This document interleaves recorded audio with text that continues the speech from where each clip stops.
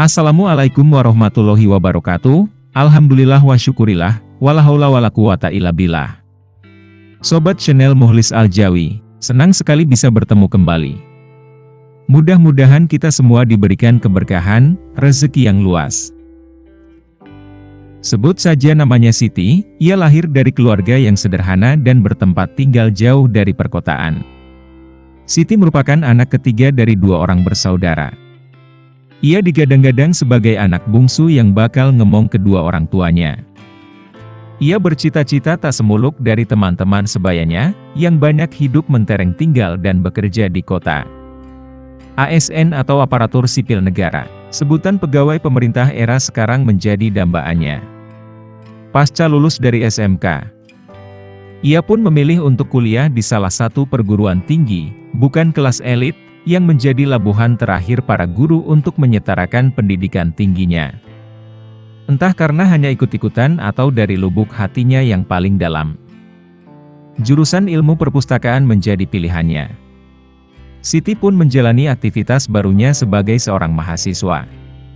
Singkat cerita, setelah menjalani kuliah 7 semester, ia pun berpikir agar supaya mencari sekolah agar ia bisa mengabdi dan menerapkan ilmunya selama kuliah yang hampir rampung itu. Setelah mencari informasi ke berbagai instansi dan mencari info dari beberapa koleganya, akhirnya Siti menemukan sekolah yang bakal jadi tempat naungan pengabdiannya. Ia pun segera membuat selembar surat lamaran yang ditujukan kepada sekolah yang berjarak kurang lebih 7 km dari rumahnya.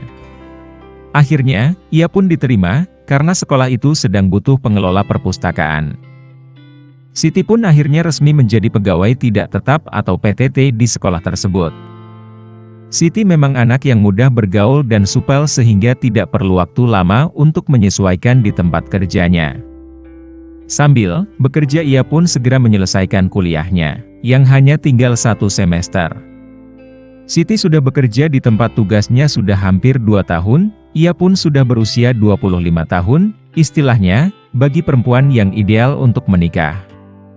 Walaupun masih pegawai honor, ia pun berkeinginan untuk membina mahligai rumah tangga. Namun hingga menginjak usia seperempat abad itu, belum juga ada laki-laki yang cocok di hatinya. Setiap hari pun tak lupa Siti berdoa agar segera menemukan jodohnya. Suatu hari, ketika tanggal muda, ia pun gajian walau masih ala kadarnya, jauh dari gaji UMR. Ya walaupun hanya cukup untuk beli bedak dan sabun cuci. Namun Siti ikhlas dan bahagia. Suatu saat, teman dari lain sekolah, bapaknya meninggal dunia. Sebagai seorang teman ia pun segera pergi untuk berbelasungkawa ke rumah duka. Ketika sampai di rumah duka, ia pun langsung mengeluarkan amplop sebagai tanda belasungkawa. Ketika sampai di sekolah, Siti ingin membuka amplop gajiannya. Ia pun kaget ternyata, uang dalam amplop gajiannya dimasukkan dalam kotak ketika sedang berbelasungkawa ke temannya.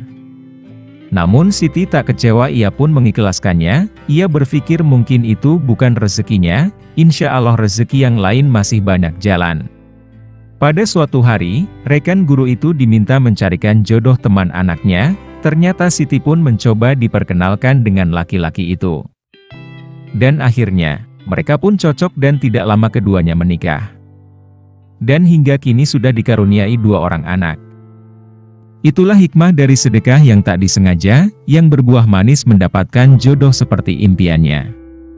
Mudah-mudahan bermanfaat dan memberikan inspirasi kepada kita semua, bahwa bersedekah memperlancar jalan kehidupan kita. Amin. Wassalamualaikum.